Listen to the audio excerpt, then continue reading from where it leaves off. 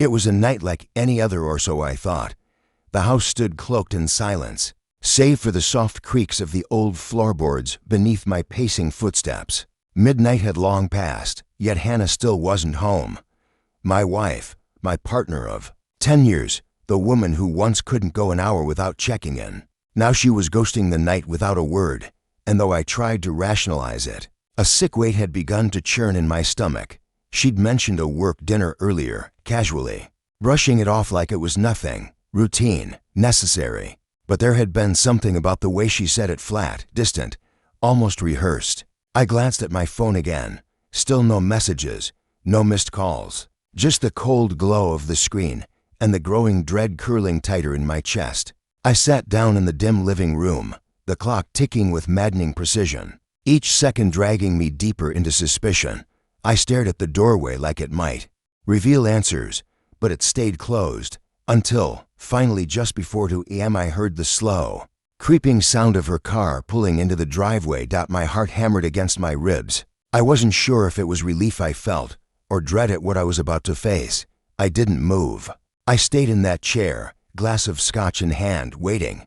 The front door creaked open. She stepped inside, heels softly clicking across the hardwood floor, her silhouette bathed in pale moonlight. Her movements were jittery, nervous fingers fumbling with the buttons of her coat, shoulders hunched as if weighed down by something invisible.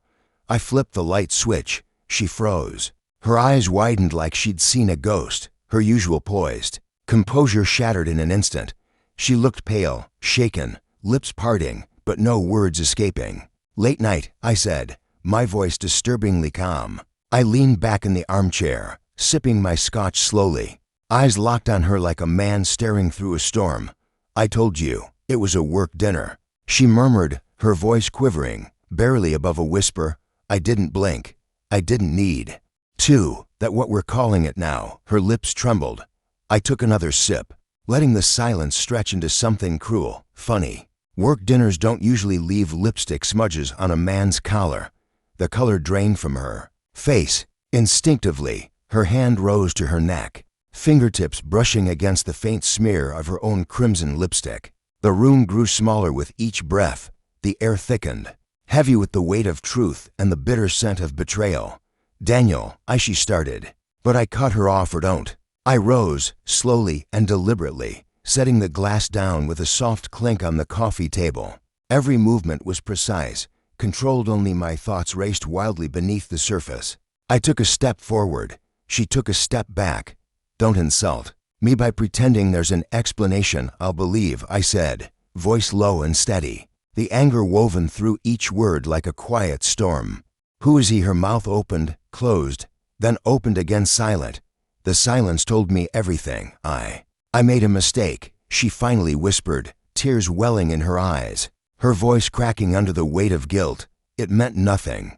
Daniel, it was stupid. I regret it. Please, just stop." My words were sharp as glass, cutting clean through her plea. I looked at her, really looked at her, and it was like staring at a stranger. This was the woman I had loved for a decade, the one I had built a life with, shared dreams, laughter, and late-night takeout on the kitchen floor. Now she was just a silhouette standing in my home, her lies clinging to her like shadows. "It meant nothing," I repeated, a bitter laugh escaping me. "You really think that makes it better? That it being meaningless makes it less of a betrayal?" Her makeup had begun to run in streaks, smeared by her tears. "Daniel, please. We can fix this. I love you." That word, love. It hit me like a slap. Love wasn't sneaking around. Love wasn't coming home reeking of another man's cologne. Love wasn't turning your partner into a fool. She had shattered everything I trusted. I walked past her, grabbed my jacket from the rack. "Where are you going?" she asked, her voice now filled with panic. "Out," I replied coldly, not even looking back. "Don't wait up." That night, I didn't sleep. I drove for hours, weaving through city streets haunted with memories. Every corner, every cafe, every park bench, reminders of a time when we were happy, when I believed in her. The pain was sharp, almost physical. But somewhere around dawn, my sorrow began to shift, hardening into something else. Resolve. She wasn't going to destroy me. She had treated our marriage like it was disposable, like I was And she had another thing coming. When I returned home, the house was silent. She was either asleep or pretending to be. It didn't matter. I had already begun to reshape the future Dot in the weeks that followed. I played the part. The understanding, heartbroken husband willing to rebuild. I told her we could fix things. I agreed to therapy. I listened, held her as she wept, even whispered reassurances while she begged for forgiveness. But behind my calm exterior, I was building. My plan. First, I gathered evidence, text messages, emails, photos, everything I could find. Hannah had grown complacent, never imagining I'd go digging. She didn't realize I was watching now closely. Next, I met with my lawyer years ago. I had made sure our assets were in my name, the prenuptial agreement airtight. It had seemed cautious back then. Now, it was strategic. And then came the final piece, Matt. Her lover, her married co-worker. I never confronted him. I had no desire to look him in the eye. Instead, I gathered everything, every damning piece, and anonymously sent it to his wife. I let her be the one to tear his world apart, and I waited. The reckoning came faster than I'd expected. On a quiet Saturday afternoon, I suggested hosting a small dinner party, just a few friends, a simple evening. Hannah leapt at the idea, eager to prove her devotion, to pretend that everything was normal. She played the perfect hostess, laughing, pouring wine, smiling like nothing was broken. I watched her from across the room, a small smirk playing on my lips. Halfway through the night, I stood, raised my glass. To new beginnings, I said. Hannah smiled, clinking her glass against mine. Here's to us, she replied softly. Actually, I said, turning to the room, there's something I'd like to share, a little story about love and betrayal. The air turned electric. Hannah's face blanched, her smile faltered. Daniel, I held up a hand, silencing her. Let me finish. I turned to our guests. For 10 years, I thought I knew what love meant. I thought I knew the person I'd married.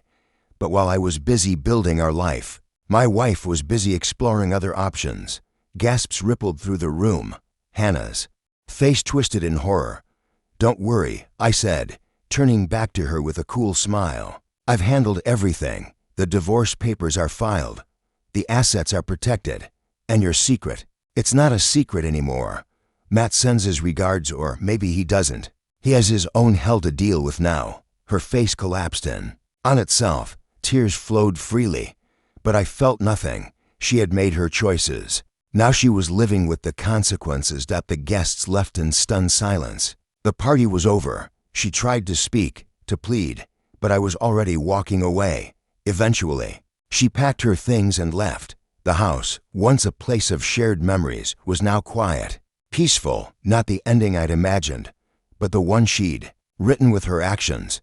And as I sat alone in that silence, I realized something. I was free. Free to rebuild. Free to begin again. Free to find someone who knew that love is not a game, and trust is not disposable. And this time, I would never settle for anything less.